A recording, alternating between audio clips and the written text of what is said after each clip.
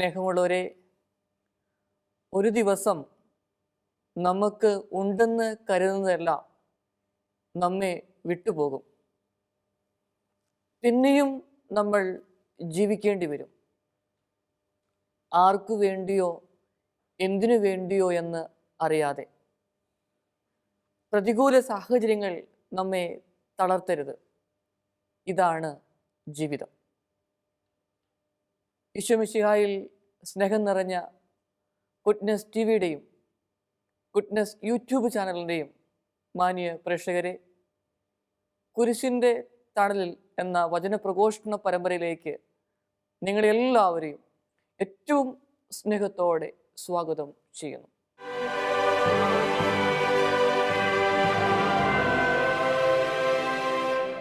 നമ്മുടെയൊക്കെ ചിന്തകളെ നിയന്ത്രിക്കുവാൻ നമുക്ക് സാധിക്കുന്നുണ്ടോ? ഒരുപക്ഷെ എന്നെ ശ്രവിക്കുന്ന വ്യക്തികൾ, നിങ്ങളെല്ലാവരും തന്നെ ചിലപ്പോൾ പറയുന്ന കാര്യങ്ങൾ ഇതാണ്: ഞങ്ങളുടെ ചിന്തകളെ നിയന്ത്രിക്കാനായിട്ട് സാധിക്കുന്നില്ല. ജീവിതത്തിൽ വലിയ വേദനയിലൂടെ, ദുഃഖങ്ങളിലൂടെ കടന്നു പോകുമ്പോൾ ഒട്ടും തന്നെ മനസ്സിനെ നിയന്ത്രിക്കാനോ ചിന്തകളെ നിയന്ത്രിക്കാനോ സാധിക്കത്തില്ല എന്ന്. സ്നേഹമുള്ളവരെ, എങ്ങനെയാണ് നമുക്ക് സന്തോഷം അനുഭവിക്കുവാനായിട്ട് സാധിക്കുക നമ്മുടെയൊക്കെ ജീവിതങ്ങളിൽ? നമുക്കറിയാലോ, മനസ്സിൻ്റെ നിയന്ത്രണം നഷ്ടപ്പെട്ടാൽ നമുക്കും നമ്മുടെ കൂടെയുള്ളവർക്കും ഒക്കെ ജീവിതം ഭാരമായിട്ട് അനുഭവപ്പെടും. അങ്ങനെയെങ്കിൽ മനസ്സിൻ്റെ നിയന്ത്രണം വീണ്ടെടുത്ത് എങ്ങനെ സന്തോഷത്തോടെ ജീവിക്കാം എന്നതിനെക്കുറിച്ച് നമുക്ക് ചിന്തിക്കാം. പരിശുദ്ധ അമ്മയുടെ ജീവിതങ്ങളിലേക്ക് ഒന്ന് ഓടിച്ചു നോക്കിയാൽ മനസ്സിലാക്കാനായി സാധിക്കും. എത്ര വലിയ പ്രതിസന്ധിയിലൂടെ കടന്നു പോയാലും മനസ്സ് ശാന്തമാക്കി എല്ലാം സംയമനത്തോടെ നേരിട്ട അമ്മ. സ്നേഹമുള്ളവരെ, പരിശുദ്ധ അമ്മ നമ്മുടെ മുമ്പിൽ ഒരു മാതൃകയായി നിൽക്കുകയായി ചെയ്യുന്നത്. നമ്മുടെയൊക്കെ ജീവിത സാഹചര്യങ്ങളിൽ ഈ അമ്മയെപ്പോലെ പ്രതിസന്ധികളെയും പ്രതികൂല സാഹചര്യങ്ങളെയും ഒക്കെ നേരിടുവാനായിട്ട് എപ്പോഴും സാധിച്ചെന്ന് വരില്ല. ആ സമയത്തൊക്കെ പരിശുദ്ധ അമ്മയുടെ ജീവിതത്തെക്കുറിച്ച് ചിന്തിക്കണം, ധ്യാനിക്കണം. അങ്ങനെ വന്നു കഴിയുമ്പോൾ പതുക്കെ പതുക്കെ മനസ്സിലൊരു ഉണർവുണ്ടാവും, ജീവിതത്തെ നേരിടുവാനായിട്ട് സാധിക്കും. പ്രതികൂല സാഹചര്യങ്ങളെ നേരിട്ട അനേകം വ്യക്തികളെ, കുടുംബങ്ങളെ എനിക്കറിയാം. എന്നാൽ പ്രതികൂല സാഹചര്യങ്ങളിൽ തളർന്നുപോയ വ്യക്തികളും ധാരാളമാണ്. എനിക്ക് അറിയാവുന്ന ഒരു സഹോദരി, ജീവിത പങ്കാളി ദുരൂഹ സാഹചര്യത്തിൽ മരണപ്പെട്ടു. പിന്നെ സാധാരണ ഒരു വ്യക്തിക്ക് ഉണ്ടാകുന്നതിനേക്കാൾ കൂടുതൽ ദുഃഖത്തിലൂടെയും വ്യതയിലൂടെയും ആ മകൾ കടന്നുപോയിക്കൊണ്ടിരുന്നു. ഇടയ്ക്കൊക്കെ എനിക്ക് മെസ്സേജ് അയക്കും, അച്ഛാ പ്രാർത്ഥിക്കണം, വലിയ രോഗത്തിൻ്റെ അവസ്ഥയിലൂടെ കടന്നുപോയിക്കൊണ്ടിരിക്കുകയാണ്, ചിലപ്പോഴൊക്കെ മനസ്സ് തളർന്നു പോകുന്നു, ജീവിക്കണോ എന്ന് തന്നെ തോന്നുന്ന സാഹചര്യങ്ങളൊക്കെ ഉണ്ട് എന്ന് പറഞ്ഞുകൊണ്ട്. അങ്ങനെ കുറേ നാളുകൾ പിന്നിട്ടു. ചില സമയങ്ങളിലൊക്കെ ഞാൻ ഓർക്കാറുണ്ടായിരുന്നു, പ്രാർത്ഥിക്കാറുണ്ടായിരുന്നു. എന്നാൽ 20 വർഷങ്ങൾക്ക് ശേഷം ആ സഹോദരിയെ നേരിട്ട് കാണുവാനായി സാധിച്ചു. ആ സഹോദരി പറഞ്ഞു, അച്ചോ, ചെറിയൊരു ആശ്വാസമൊക്കെ ഉണ്ട്, എങ്കിലും പഴയ ഓർമ്മകൾ, ആ ചിന്തകൾ ഇപ്പോഴും വേട്ടപ്പെട്ടിയെ പോലെ പിന്തുടർന്നുകൊണ്ടിരിക്കുക. എങ്ങനെയാണ് എൻ്റെ ജീവിത പങ്കാളി കൊല്ലപ്പെട്ടതെന്ന് അല്ലെങ്കിൽ മരണപ്പെട്ടതെന്ന് അറിയില്ല അച്ഛ. അതിൻ്റെ ഒരു വേദന ഒരു വശത്ത്. മറുവശത്ത് എല്ലാ ദിവസവും ഉറങ്ങാനായി പോകുമ്പോൾ ആ മുറിയിലേക്ക് കയറുമ്പോൾ അദ്ദേഹത്തിൻ്റെ വസ്തുക്കൾ, ഉപയോഗിച്ച വസ്ത്രങ്ങൾ, ചെരുപ്പ്, അതെല്ലാം അവിടെ ഭദ്രമായി സൂക്ഷിച്ചു വെച്ചിട്ടുണ്ട്. നല്ലൊരു ഫോട്ടോയും വെച്ചിട്ടുണ്ട്. ഇതൊക്കെ കാണുമ്പം ഓർമ്മകൾ പിന്നെയും വരികയാ, ഉറങ്ങാൻ പോലും പറ്റാത്ത അവസ്ഥയിലൂടെ. ചുരുക്കത്തിൽ ഈ മകൾക്ക് ഉറക്കം നഷ്ടപ്പെട്ടു. വലിയ ദുഃഖവും ഭാരവും ഒക്കെ വഹിച്ചുകൊണ്ടാണ് ഈ മകള് ജീവിക്കുന്നത്. കുറച്ചു നേരം ആ സഹോദരിയോട് സംസാരിച്ചു. കുർബാനയിൽ പ്രത്യേകമായി ഓർത്ത് പ്രാർത്ഥിക്കാമെന്നൊക്കെ പറഞ്ഞു. അതോടൊപ്പം തന്നെ ഞാനൊരു കാര്യം കൂട്ടിച്ചേർത്തു. ദൈവമാണ് ജീവിതം തന്നത്. ദൈവത്തിന് ഒരു പദ്ധതിയുണ്ട്. ഇതൊക്കെ മനസ്സിലാക്കാനായിട്ട് വലിയ പ്രയാസമാണ്. എങ്കിലും ഒരേ ഒരു കാര്യം ചെയ്യണം. കുറച്ചു നാളത്തേക്കെങ്കിലും ആ മുറിയൊന്ന് മാറി കിടക്കുവാനായിട്ട് ശ്രമിക്കണം. പതുക്കെ പതുക്കെ മനസ്സൊന്ന് ശാന്തമാക്കാനായിട്ട് ശ്രമിക്കണം. ദൈവത്തിന് നന്ദി പറയണം. ദൈവമേ, കഴിഞ്ഞ 20 വർഷക്കാലം ജീവിത പങ്കാളി എൻ്റെ കൂടെ ഉണ്ടായിരുന്നില്ല. പക്ഷേ 2 മക്കളെ എനിക്ക് വളർത്തിക്കൊണ്ടുവരുവാനായിട്ട്, ഒരു കുറവും വരുത്താതെ വളർത്തിക്കൊണ്ടുവരുവാനായിട്ട് സാധിച്ചു. ഞാൻ നന്ദി പറയുന്നു. ഈശോയെ, അങ്ങ് എൻ്റെ കൂടെ ഉണ്ടായിരുന്നു. തളർന്നു പോയ നിമിഷങ്ങളിൽ പോലും എൻ്റെ കൂടെ ഉണ്ടായിരുന്നു. ഇപ്പോഴും ഞാൻ രോഗിയാണ്, പക്ഷേ അങ്ങ് എൻ്റെ കൂടെ ഉണ്ടായിരുന്നു. കുടുംബത്തിൽ കുറവുകളൊന്നും ഉണ്ടായിട്ടില്ല. മക്കളുടെയൊക്കെ വിവാഹം കഴിഞ്ഞില്ലേ, അതൊക്കെ ഓർത്ത് നന്ദി പറയണമെന്ന് പറഞ്ഞു. പതുക്കെ പതുക്കെ ഈ പറഞ്ഞ കാര്യങ്ങളൊക്കെ ആ സഹോദരി പാലിക്കുവാൻ തുടങ്ങി. പിന്നീട് കണ്ടപ്പം പറഞ്ഞു, അച്ചോ, വലിയൊരു വ്യത്യാസമുണ്ട്. കാരണം എന്താ? ദൈവം അനുഗ്രഹം തരുന്നതായിട്ട് ഞാൻ മനസ്സിലാക്കുന്നു. സ്നേഹമുള്ളവരെ, ഇതാണ് ജീവിതം. ഞാൻ ആദ്യം പറഞ്ഞില്ലേ, നമ്മളൊക്കെ കൂടെ ഉണ്ടാകുമെന്ന് കരുതുന്ന വ്യക്തികളൊക്കെ ഒരു ദിവസം നമ്മിൽ നിന്ന് അകപ്പെട്ടു പോകും. പിന്നെ എന്തിനാ ഇങ്ങനെ ജീവിക്കുന്നേ? ആർക്കു വേണ്ടിയാ ജീവിക്കുന്നേ? ഉത്തരം കിട്ടാത്ത ചില ചോദ്യങ്ങളൊക്കെ നമ്മുടെ മുമ്പിൽ ഉണ്ടാവും. ഒന്നും നമ്മെ തളർത്തിക്കളയുവാനായിട്ട് പാടില്ല സഹോദരങ്ങളെ. ദൈവം തന്ന ഈ ജീവിതം, അത് 70, 80, 90 വർഷക്കാലം, അതെ, ഈ വർഷക്കാലം എല്ലാ പ്രതികൂല സാഹചര്യങ്ങളെയും നേരിട്ടുകൊണ്ട് ജീവിക്കുവാനുള്ള ഒരു കൃപയ്ക്ക് വേണ്ടി പ്രാർത്ഥിക്കാം. അങ്ങനെ ജീവിക്കണമെങ്കിൽ മനസ്സ് ശാന്തമാക്കി മനസ്സിൻ്റെ നിയന്ത്രണം നമ്മൾ തന്നെ ഏറ്റെടുക്കണം. നമുക്ക് തന്നെ നമ്മുടെ നിയന്ത്രണം നഷ്ടമാകുന്നു എന്നുള്ളതാണ് ഈ ലോക ദുഃഖങ്ങളിൽ വച്ച് ഏറ്റവും വലിയ ദുഃഖങ്ങളിൽ ഒന്ന്. നിയന്ത്രണം നഷ്ടപ്പെട്ടു പോയ മനസ്സിൻ്റെ നിയന്ത്രണം എങ്ങനെ വീണ്ടെടുക്കാനായിട്ട് സാധിക്കും? അവിടെയാ നമ്മുടെ ജീവിത വിജയമിരിക്കുക. സ്നേഹമുള്ളവരെ, നമ്മയൊക്കെ കാത്തുപരിപാലിക്കുന്ന ഒരു ദൈവമുണ്ട്. തളരുന്ന നിമിഷങ്ങളിൽ ശിഷ്യന്മാർ പ്രാർത്ഥിച്ചതുപോലെ വിശ്വാസം ക്ഷയിച്ചു പോവുകയാണ്, വിശ്വാസക്കുറവുണ്ടെങ്കിൽ ഈശോയെ, ഞങ്ങളുടെ വിശ്വാസം വർദ്ധിപ്പിക്കണമേ എന്ന് നമ്മൾ പ്രാർത്ഥിക്കണം. മനസ്സ് തളരുകയാണെങ്കിൽ, ശരീരം തളരുകയാണെങ്കിൽ, ഈശോയെ, ഞങ്ങൾ അങ്ങയിൽ ശരണപ്പെടുന്നു എന്ന് പ്രാർത്ഥിക്കുവാനായിട്ട്, Jesus I trust in you എന്ന് പറഞ്ഞ് പ്രാർത്ഥിക്കുവാനായിട്ട് സാധിക്കണം. എനിക്ക് വേറൊരു കുടുംബത്തെയും അറിയാം. ഹസ്ബൻഡും വൈഫും നല്ലൊരു ജോലിയൊക്കെ ഉണ്ടായിരുന്നു അവർക്ക്. നാട്ടിലൊക്കെ അറിയപ്പെടുന്ന പ്രസിദ്ധരായ വ്യക്തികൾ. പെട്ടെന്ന് അദ്ദേഹത്തിൻ്റെ ഭാര്യയ്ക്ക് രോഗം വരികയും ഏതാനും മാസങ്ങൾക്കുള്ളിൽ മരിക്കുകയും ചെയ്തു. നമുക്കറിയാം, വേർപാട് വേദനാജനകമാണ്. ഇദ്ദേഹത്തെ ആ വേദന വളരെയധികം അലട്ടിയിരുന്നു. ഭയങ്കരമായിട്ടുള്ള വിഷമങ്ങളിലൂടെ, അസ്വസ്ഥതകളിലൂടെ ഇദ്ദേഹം കടന്നുപോയി ഏതാനും മാസങ്ങൾ. ചില സാഹചര്യങ്ങളിൽ എന്നെ വിളിക്കാറുണ്ട്, അച്ചോ, തീരെ പറ്റുന്നില്ല, പ്രാർത്ഥിക്കണമെന്നൊക്കെ പറഞ്ഞുകൊണ്ട്. ഞാൻ ആശ്വസിപ്പിക്കുവാനായിട്ട് ശ്രമിക്കും, പ്രാർത്ഥിക്കുമായിരുന്നു. ഇദ്ദേഹത്തിൽ ഏകദേശം ഒരു 3-3.5 മാസം കഴിഞ്ഞപ്പോൾ ഞാൻ വലിയൊരു മാറ്റം കണ്ടു. ഇദ്ദേഹം ചെയ്തെന്താണെന്നറിയാമോ? ജീവിത പങ്കാളിയെക്കുറിച്ചുള്ള നല്ല ഓർമ്മകളൊക്കെ അദ്ദേഹം നിലനിർത്തി. പിന്നെ കുറേ കാര്യങ്ങൾ ചെയ്യുവാൻ സാധിച്ചു.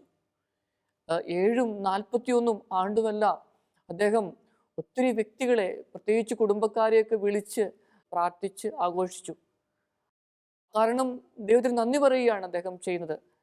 പിന്നീട് അദ്ദേഹം ചെയ്തത് ഉപവിപ്രവർത്തനങ്ങൾ തുടങ്ങുവാനായിട്ട് അദ്ദേഹം ശ്രമിച്ചു. ജീവിത പങ്കാളിയുടെ പേരിൽ പാവപ്പെട്ട കുട്ടികൾക്ക് പഠിക്കാനുള്ള സഹായം, വീട് വെച്ചു കൊടുക്കാനുള്ള സഹായം എല്ലാം ഇദ്ദേഹം പതുക്കെ പതുക്കെ ചെയ്യുവാനായിട്ട് തുടങ്ങി. അദ്ദേഹം ദൈവത്തിന് നന്ദി പറഞ്ഞുകൊണ്ടേയിരുന്നു. പതുക്കെ പതുക്കെ ആ മനസ്സിൻ്റെ ഭാരം ഒഴിവാകുന്നതായിട്ട് അദ്ദേഹത്തിന് മനസ്സിലായി. ജീവിത പങ്കാളി ശാരീരികമായിട്ട് അടുത്തില്ലെങ്കിലും ആത്മീയ സാന്നിധ്യം അദ്ദേഹത്തിന് അനുഭവിക്കുവാനായിട്ട് സാധിച്ചു. കാരണം ഈ ജീവിത പങ്കാളിയുടെ പേരിലാണ് ഇങ്ങനെയുള്ള എല്ലാ കാര്യങ്ങളും ചെയ്തത്. സ്നേഹമുള്ളവരെ, ജീവിതം സുന്ദരമാണ്. പക്ഷേ ഇതുപോലുള്ള പ്രതികൂല സാഹചര്യങ്ങളിൽ എങ്ങനെയാ ഇതിനെ ഒന്ന് നേരിടുവാനായിട്ട് സാധിക്കുക? നമ്മുടെ മനസ്സിനെ ഒന്ന് ശാന്തമാക്കുവാനായിട്ട് സാധിക്കുക? അതൊരു ചോദ്യചിഹ്നമായിട്ട് എപ്പോഴും നിലനിൽക്കുകയാണ് ചെയ്യുന്നത്. വിശുദ്ധ പൗലോസ് അപ്പസ്തോലൻ ഫിലിപ്പിയർക്ക് എഴുതിയ ലേഖനത്തിൽ 4-ാമത്തെ അധ്യായത്തിലെ 6ഉം 7ഉം വചനങ്ങൾ പ്രസക്തമാണ്. ഒന്നിനെക്കുറിച്ചും ആകുലരാകേണ്ട, പ്രാർത്ഥനയിലൂടെയും അപേക്ഷയിലൂടെയും കൃതജ്ഞതാ പ്രകടനങ്ങളിലൂടെയും നിങ്ങളുടെ അപേക്ഷകൾ ദൈവസന്നിധിയിൽ ഉണർത്തിക്കുവിൻ. അപ്പോൾ നമ്മുടെ എല്ലാ ധാരണകളെയും അതിലംഘിക്കുന്ന ദൈവത്തിൻ്റെ സമാധാനം നിങ്ങളുടെ ഹൃദയങ്ങളെയും ചിന്തകളെയും യേശു ക്രിസ്തുവിൽ നവീകരിച്ചു കൊള്ളുമെന്നാണ് സ്നേഹമുള്ളവരെ വചനം പറയുക. അങ്ങനെയെങ്കിൽ എല്ലാ ദുഃഖങ്ങളും നൊമ്പരങ്ങളും സമർപ്പിക്കണം, നന്ദി പറയുവാനായിട്ട് സാധിക്കണം, ആകുലതകളെല്ലാം സമർപ്പിച്ച് പ്രാർത്ഥിക്കുവാനായിട്ട് സാധിക്കണം. നന്ദി പറഞ്ഞ് പ്രാർത്ഥിക്കുമ്പോൾ ദൈവത്തിൻ്റെ അനുഗ്രഹം കൂടുതലായി നമ്മിലേക്ക് വർഷിക്കപ്പെടുകയാണ് ചെയ്യുന്നത്. ജീവിതം ചിലപ്പോൾ തിളച്ചു മറിയുന്ന അഗ്നിപർവ്വതം പോലെയാണ്. ചില സാഹചര്യങ്ങളിൽ വലിയ വ്യതകളിലൂടെ, ടെൻഷനിലൂടെ കടന്നു പോകാറുണ്ട്.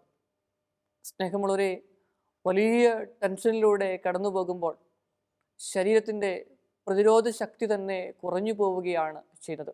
അങ്ങനെ വരുന്ന സാഹചര്യത്തിൽ നമുക്ക് എന്താണ് ചെയ്യുവാനായിട്ട് സാധിക്കുക? ഹോസ്പിറ്റലുകളിലൊക്കെ രോഗികളെ അഡ്മിറ്റാക്കും. ചില രോഗങ്ങളൊക്കെ മാരകമായ രോഗങ്ങളാണ്, ലാസ്റ്റ് സ്റ്റേജിലെത്തിയ രോഗങ്ങളുണ്ട്. രോഗികളുടെയൊക്കെ മനസാന്നിധ്യം അറിയാവുന്ന ഡോക്ടേഴ്സ് അവരുടെ എല്ലാ കാര്യങ്ങളും തുറന്നു പറയും. ഇത്രയും രോഗം ഇങ്ങനെയാണ്, ഈ രീതിയിലൊക്കെ പോയാൽ ഇതിനെ അതിജീവിക്കുവാനായിട്ട് സാധിക്കും, വിഷമിക്കേണ്ട ആവശ്യമില്ല, മരുന്ന് കഴിക്കാം, റെഗുലറായിട്ടുള്ള ചെക്കപ്പ് വേണ്ടി വരും എന്നൊക്കെ പറയും. ചില വ്യക്തികളോട് പറയും ഇതിൻ്റെ തീവ്രതയെക്കുറിച്ച്, കാരണം അവർക്കതിനെക്കുറിച്ച് നല്ലൊരു ബോധ്യം കൊടുക്കുവാനായിട്ട് ഡോക്ടേഴ്സ് ശ്രമിക്കും. ചിലർ ചോദിക്കും, ഡോക്ടറെ തുറന്നു പറ, എന്തായാലും ഞാൻ അതിനെ അഭിമുഖീകരിച്ചു കൊള്ളാമെന്ന്. അവരോട് പറയും, ഇത്രയും നാളും ഇങ്ങനെയൊക്കെ പോയാൽ ജീവിക്കാൻ പറ്റും, അധികം നാളുകൾ ഉണ്ടാകുമോ എന്ന് പറയാനായിട്ട് പറ്റില്ല, ദൈവത്തിന് മാത്രമേ എല്ലാം അറിയത്തുള്ളൂ എന്നൊക്കെ പറഞ്ഞ് ആശ്വസിപ്പിക്കുന്ന ഡോക്ടേഴ്സും ഉണ്ട്. സ്നേഹമുള്ളവരെ, ഇവിടെ ഡോക്ടേഴ്സ് ചെയ്യുന്ന ഒരു കാര്യമുണ്ട്. മാരകമായ രോഗങ്ങളിലൂടെ കടന്നുപോയി ഒരു മരുന്ന് കൊടുത്താലും ഒന്നിനും അത് ഉപകരിക്കില്ല എന്നൊക്കെ മനസ്സിലായി അവരുടെ മനസ്സിൻ്റെ ആ വ്യതകളെല്ലാം കാണുമ്പോൾ, പ്രത്യേകിച്ച് മരുന്നുകളൊന്നും കൊടുത്തിട്ട് ആവശ്യമില്ല എന്ന് കരുതിയെങ്കിൽ പോലും ചിലപ്പോൾ വൈറ്റമിൻ ഗുളികളൊക്കെ കൊടുത്ത് അവരെ ആശ്വസിപ്പിക്കാറുണ്ട്. രോഗികൾ വിശ്വസിക്കും ഈ രോഗം ഭേദമാകാനുള്ള ഒരു മരുന്നാണ് എന്ന് വിചാരിച്ച് അവരത് കഴിക്കും. ആ ചിന്ത തന്നെ അവരുടെ രോഗം കുറേ അങ്ങ് മാറ്റും. സ്നേഹമുള്ളവരെ, അതുകൊണ്ട് ചിന്തകളെ ഒന്ന് നിയന്ത്രിക്കുക എന്നുള്ളത് പ്രധാനപ്പെട്ട ഒരു കാര്യമാണ്. നമുക്കറിയാലോ, കൈക്കുഞ്ഞുങ്ങൾ കരയുമ്പോൾ മാതാപിതാക്കൾ അവരുടെ ശ്രദ്ധ പെട്ടെന്ന് മാറ്റുന്നത് ഞാൻ കണ്ടിട്ടുണ്ട്. പ്രത്യേകിച്ച് ഒരു കളിപ്പാട്ടം എടുത്തൊന്ന് കിലുക്കുമ്പോൾ ആ കുഞ്ഞിൻ്റെ മനസ്സ് നോട്ടമൊക്കെ ആ കളിപ്പാട്ടത്തിലേക്ക് പോകും, പെട്ടെന്ന് ചിന്ത മാറിപ്പോകും. പിന്നെ അത് 1 മിനിറ്റ് മുമ്പ് കരഞ്ഞ ആ പൈതൽ പിന്നെ ചിരിക്കുവാനായിട്ട് തുടങ്ങും. സ്നേഹമുള്ളവരെ, അതുകൊണ്ട് നമ്മുടെ ചിന്തകളെ ഒന്ന് നമുക്ക് നിയന്ത്രിക്കാനായിട്ടൊന്ന് ശ്രമിക്കാം. ചിലരൊക്കെ പറയാറുണ്ട്, അച്ചോ, രാത്രിയിൽ ഉറങ്ങാൻ പോകുന്നതിന് മുൻപ്, കിടക്കുന്നതിന് മുൻപ് ചിന്തകളിങ്ങനെ ഉണർന്നു വന്നുകൊണ്ടിരിക്കുകയാണ്, ഉറങ്ങാനായിട്ട് പറ്റുന്നില്ല എന്ന്. ചിലർ പറയും 1.5-2 മണിക്കൂർ ഉറങ്ങും, പെട്ടെന്ന് ഞെട്ടി എഴുന്നേക്കും. കാരണം എന്താ? ഈ നെഗറ്റീവായിട്ടുള്ള തിക്താനുഭവങ്ങളിലൂടെ കടന്നുപോയ ചിന്തകളൊക്കെ ഇങ്ങനെ അടിക്കടി ഉണ്ടായിക്കൊണ്ടിരിക്കുക, നിയന്ത്രിക്കാനായിട്ട് പറ്റുന്നില്ല.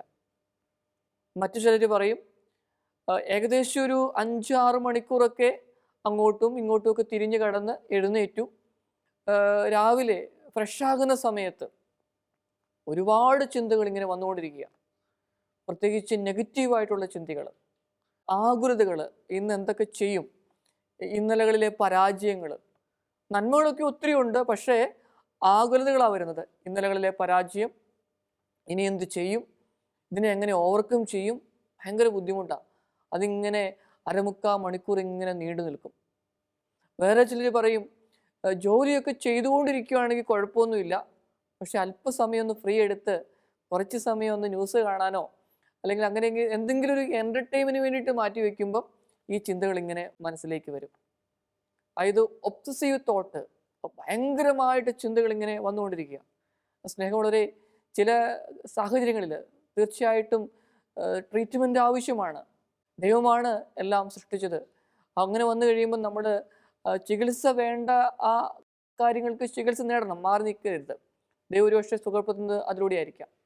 ഇനി മറുവശത്ത് നമുക്ക് വലിയ ഒരു ദൈവവിശ്വാസമുള്ള ഒരാളാണ്, ദൈവമെല്ലാം ഏറ്റെടുക്കുമെന്നൊരു ബോധ്യമുണ്ടെങ്കിൽ ആ സമയത്ത് ഈശോയെ ഞാൻ അങ്ങയിൽ ശരണപ്പെടുന്നു, ഈ ചിന്ത എൻ്റെ മനസ്സിൽ നിന്ന് മാറ്റണമേ എന്ന് പറയുമ്പം ഭയങ്കരമായ വിടുതൽ ലഭിക്കുന്നത് ഞാൻ കണ്ടിട്ടുണ്ട്. പല വ്യക്തികളും അങ്ങനെ സംസാരിച്ചിട്ടുണ്ട്. അച്ചോ, ഇങ്ങനെ അടിക്കടി ഇങ്ങനെ ചിന്തകൾ ഇങ്ങനെ വന്നുകൊണ്ടിരിക്കുക, ആ സമയത്ത് മനസ്സിനെ നിയന്ത്രിക്കാനായിട്ട് പറ്റുന്നില്ല. അങ്ങനെ ഇരിക്കുമ്പം ആ ചിന്തകളൊക്കെ ഒന്ന് പോസ് ചെയ്ത് ഈശോയെ ഞാൻ അങ്ങിൽ ശരണപ്പെടുന്നു എന്ന് പറയാറുണ്ട്. Jesus I trust in you. അങ്ങനെ പറഞ്ഞു കഴിഞ്ഞ് കുറച്ച് കഴിയുമ്പോൾ വീണ്ടും ഈ ചിന്തകൾ വരും, വീണ്ടും ഇതേ പ്രാർത്ഥന തന്നെ പ്രാർത്ഥിക്കും. പതുക്കെ പതുക്കെ ആ ഭാരങ്ങളെല്ലാം ഏറ്റെടുക്കുന്നതായിട്ട് കണ്ടിട്ടേ എന്ന്. സ്നേഹമുള്ളവരെ, നമ്മുടെയൊക്കെ ജീവിതങ്ങളിൽ വലിയ ഭാരവും വഹിച്ചുകൊണ്ടാണ് പലപ്പോഴും നമ്മൾ നടക്കുന്നത്. ലൂക്ക അറിയിച്ച സുവിശേഷത്തിൽ നമ്മൾ കാണുന്നുണ്ട്, 18 വർഷമായി ശരീരഭാരം വഹിച്ചുകൊണ്ട് നടക്കുന്ന ഒരു സ്ത്രീയെക്കുറിച്ച്. ഈ 18 വർഷമായിട്ട് ഈ ശരീരത്തിൻ്റെ ഭാരം വഹിച്ചുകൊണ്ട് അവൾ നടക്കുകയായിരുന്നു. ഭയങ്കര വ്യഥയായിരുന്നു അവൾക്ക്. ഇനി നമ്മുടെയൊക്കെ ജീവിതങ്ങളിൽ ഇതുപോലുള്ള ഒരു ഭാരം എന്ന് പറയുന്നത് മാനുഷികമായ രീതിയിൽ നോക്കിയാൽ കാണാനായിട്ട് സാധിക്കത്തില്ല. പക്ഷേ വർഷങ്ങളായിട്ട് വഹിച്ചുകൊണ്ട് നടക്കുന്ന 10, 20, 30 വർഷമായിട്ട് വഹിച്ചുകൊണ്ട് നടക്കുന്ന മനസ്സിൻ്റെ ഭാരമില്ലേ, തിക്ത അനുഭവങ്ങളില്ലേ? ഞാൻ ആദ്യം സൂചിപ്പിച്ചില്ലേ ആ സഹോദരിയുടെ കാര്യം, ജീവിത പങ്കാളി ആകസ്മികമായിട്ട് മരണപ്പെട്ടു. അതിൽ ജീവിതം ഇങ്ങനെ ദുഃഖത്തിലൂടെ പോയ ആ മകള്, അതുപോലെ ഭാരം വഹിച്ചുകൊണ്ട് നടക്കുന്ന എത്രയോ പേരുണ്ട്. സ്നേഹമുള്ളവരെ, അവിടെയാ നമ്മുടെ മനസ്സ് അതിനെ നിയന്ത്രിക്കേണ്ടതിൻ്റെ ആവശ്യതയെക്കുറിച്ച് നാം മനസ്സിലാക്കേണ്ടത്. എങ്ങനെയാണ് നമ്മുടെ മനസ്സിനെ ഈ ചിന്തകളിൽ നിന്നൊക്കെ മാറ്റിക്കൊണ്ട് നിയന്ത്രിച്ച് മുമ്പോട്ട് പോകുവാനായിട്ട് സാധിക്കുക? മനസ്സിലേക്ക് എന്തു കടക്കുന്നു എന്ന് നമ്മൾ ശ്രദ്ധിക്കണം. നമുക്കറിയാലോ, അധമ ചിന്തകൾ പൂപ്പൽ പോലെയാണ്. കഴിഞ്ഞ എപ്പിസോഡിൽ വാക്കുകളുടെ ശക്തിയെക്കുറിച്ച് ഞാൻ പറയുകയുണ്ടായി. ആ ടോക്കിൽ നെഗറ്റീവായിട്ട് കാണുന്ന ഒരു വ്യക്തി, നെഗറ്റീവ് നാൻസി, ഒരു കഥാപാത്രത്തെ കുറിച്ച് ഞാൻ സംസാരിക്കുകയുണ്ടായി. ഈ നെഗറ്റീവ് നാൻസി എല്ലാം നെഗറ്റീവായിട്ട് കാണാനും കേൾക്കാനും സംസാരിക്കാനും ശ്രമിക്കുന്നു. അതുകൊണ്ട് ഒരു സ്വസ്ഥതയും ഈ സഹോദരിയുടെ ജീവിതത്തിൽ ഇല്ല. കാരണമെന്ന് പറയുന്നത്, അവൾ ജനിച്ചു വളർന്ന സാഹചര്യങ്ങളൊക്കെ അങ്ങനെയായിരുന്നു, പിന്നെ അത് തന്നെ പിന്തുടരുകയാണ് ചെയ്തത്. സ്നേഹമുള്ളവരെ, ഞാനും നിങ്ങളൊക്കെ ജീവിക്കുന്ന ഈ സാഹചര്യത്തിൽ നമ്മളൊക്കെ മണിക്കൂറുകൾ ടി വിയുടെ മുമ്പിലോ അല്ലെങ്കിൽ സോഷ്യൽ മീഡിയയുടെ മുമ്പിലൊക്കെയോ സ്പെൻഡ് ചെയ്യാറുണ്ട്. തീർച്ചയായിട്ടും ഇവയൊക്കെ വേണം. വരികൾക്കിടയിലെ വരികൾ വായിച്ചുകൊണ്ട് തന്നെ നമ്മൾ കാണാനും കേൾക്കാനും ശ്രമിക്കണം. അതൊക്കെ ജീവിതത്തിന് വളരെ അർത്ഥം നൽകുന്നതാണ്. എന്നാൽ നമ്മൾ കാണുന്ന കാര്യങ്ങൾ ഓരോന്ന് അവലോകനം ചെയ്യുക. നെഗറ്റീവായിട്ടുള്ള കാര്യങ്ങൾ മാത്രം കാണാനും കേൾക്കാനും സമയമെടുക്കുകയാണെങ്കിൽ പതുക്കെ പതുക്കെ ഈ മനസ്സിലേക്ക് ഇങ്ങനെ നെഗറ്റീവ് ചിന്തകൾ വന്നുകൊണ്ടിരിക്കുക. പിന്നെ നമുക്ക് അതിനെ ഓവർകം ചെയ്യുവാനായിട്ട് സാധിക്കാൻ പറ്റാത്ത ഒരു അവസ്ഥയിലേക്ക് വരിക. അങ്ങനെ വരുമ്പം സ്നേഹമുള്ളവരെ, എത്രയോ നല്ല ഇൻസ്പിറേഷണലായിട്ടുള്ള ടോക്കുകളുണ്ട്, മോട്ടിവേഷൻ ക്ലാസ്സുകളുണ്ട്. അതോടൊപ്പം പോസിറ്റീവ് എനർജി നൽകുന്ന കാര്യങ്ങൾ കാണാനും കേൾക്കാനും സാധിക്കും. അങ്ങനെയാണെങ്കിൽ മനസ്സിലേക്ക് എന്ത് കടക്കുന്നുവെന്ന് നാം ആദ്യം ചിന്തിക്കണം. രണ്ടാമത്തെ തലമെന്ന് പറയുന്നത്, ശരീരം ശാന്തമാക്കിയാൽ മനസ്സും ശാന്തമാകും. നമ്മളെല്ലാവരും തിരക്കിലാണ്, ടെക്നോളജിയൊക്കെ ഉണ്ട്, അതൊക്കെ നമ്മളെ ഹെൽപ്പ് ചെയ്യുകയാണ് ചെയ്യുന്നത്. പക്ഷേ എത്രമാത്രം ടെക്നോളജികളൊക്കെ വളർന്നാലും മനുഷ്യൻ്റെ തിരക്കുകൾ കൂടിക്കൊണ്ടേ ഇരിക്കുകയാണ്. കൂടിക്കൊണ്ടിരുന്ന് കഴിയുമ്പം മനസ്സ് ശാന്തമായ ഒരു സമയത്തെക്കുറിച്ച് ചിന്തിക്കാനായിട്ട് നിങ്ങൾക്ക് സാധിക്കുന്നുണ്ടോ? ഉണ്ടെങ്കിൽ ദൈവത്തിന് നമുക്ക് നന്ദി പറയാം. അമേരിക്കയിലൊക്കെ നവംബർ 25 താങ്ക്സ് ഗിവിംഗ് ഡേ ആയിട്ടാണ് ആചരിക്കുന്നത്. ഞാൻ ആ കുറച്ച് കാലഘട്ടങ്ങളിൽ ആ പ്രദേശങ്ങളിലുണ്ടായിരുന്നു. ഞാൻ നോട്ട് ചെയ്ത ഒരു കാര്യമുണ്ട്. മിക്ക കുടുംബങ്ങളും ആ ആഴ്ച അവധിയാണ്. കുടുംബാംഗങ്ങളോടൊപ്പം ദൂരങ്ങളിലേക്ക് യാത്ര ചെയ്യുവാനായിട്ട്, അവരുടെ തിരക്കുകളൊക്കെ മാറ്റിവെച്ച് ജീവിക്കുവാനായിട്ട് അവർ ശ്രമിക്കുകയാണ് ചെയ്യുന്നത്. നമ്മുടെയൊക്കെ നാട്ടിലും ഇതുപോലെ കണ്ടുവരുന്നുണ്ട്. സ്നേഹമുള്ളവരെ, അങ്ങനെ വന്നു കഴിയുമ്പം ജീവിതത്തിൻ്റെ ആ ഒരു ബിസി സ്കെഡ്യൂൾ ജീവിതത്തിന് രണ്ടറ്റവും കൂട്ടിമുട്ടിക്കാനാണ് ശ്രമിക്കുന്നത്. പക്ഷേ മനസ്സ് ശാന്തമായില്ലെങ്കിൽ പിന്നെ ജീവിതത്തിന് എന്താ അർത്ഥം? കുറച്ചൊക്കെ ഒന്ന് വെറുതെ ഇരിക്കാനായിട്ട്, ശാന്തമായിട്ടൊന്ന് ഇരിക്കാനായിട്ട്, പിന്നെ പ്രകൃതിയിലേക്കൊക്കെ ഒന്ന് നോക്കി ഒന്ന് ധ്യാനിക്കാനായിട്ട്. ദൈവം എത്രമാത്രം സുന്ദരമായിട്ടാ ഈ പ്രകൃതിയിലുള്ള ഓരോ കാര്യങ്ങളും സൃഷ്ടിച്ച് നമുക്ക് വേണ്ടി വെച്ചിരിക്കുന്നത്. സ്നേഹമുള്ളവരെ, അങ്ങനെയൊക്കെ നമ്മുടെ മനസ്സ് ശാന്തമാക്കി ധ്യാനിക്കുവാണെങ്കിൽ ജീവിതം വളരെ സുന്ദരമായി മാറുകയാണ് ചെയ്യുന്നത്. ഈശോയെ, ഞങ്ങളുടെ ജീവിതങ്ങളെ സമർപ്പിക്കുന്നു. മനസ്സിൽ വന്നു കൂടിക്കൊണ്ടിരിക്കുന്ന എല്ലാ ചിന്തകളും, ചില ചിന്തകൾ ഞങ്ങൾ അത് മനസ്സിൽ നിന്ന് മാറ്റണമെന്ന് ആഗ്രഹിക്കുന്നു, സാധിക്കുന്നില്ല. ഇങ്ങനെ ആരെങ്കിലും എന്നെ കേട്ടുകൊണ്ടിരിക്കുകയാണെങ്കിൽ അവരെയൊക്കെ സമർപ്പിക്കുന്നു, പ്രാർത്ഥിക്കുന്നു. ചിന്തകളെ അങ്ങ് ഏറ്റെടുക്കണമേ. പിതാവിൻ്റെയും പുത്രൻ്റെയും പരിശുദ്ധാത്മാവിൻ്റെയും നാമത്തിൽ